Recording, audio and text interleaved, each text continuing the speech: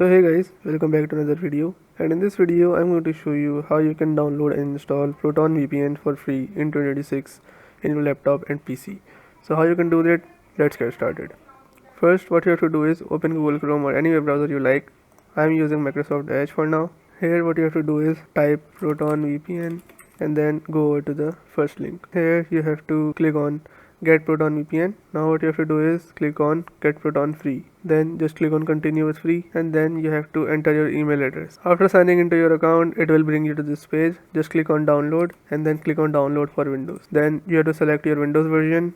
I am on Windows 10, so I will just click on Windows 10 x64, and then here you will see that it has started downloading. After it completes, just click on this and then it will open like this. Just click on OK and then check this box and then click on Install.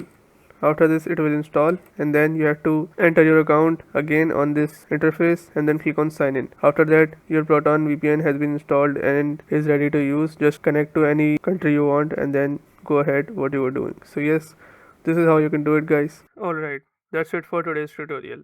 I really hope this video helped you solve your problem or learn something new about your PC. My goal on this channel is to make everything about computers simple and easy, whether it's fixing errors, downloading software or any game, boosting performance of any Windows or any game, or understanding new tools. If this video was helpful in any way, don't forget to hit the like button because it really motivates me to keep bringing you more useful content. And if you're new here, make sure to subscribe and turn on the notification bell so you never miss any future tutorials, tips and PC fixes. Also, if you're facing any issues or have any questions related to computers, Windows, software or anything technical, drop them in the comments. I read all of your comments and I'll try my best to help you out.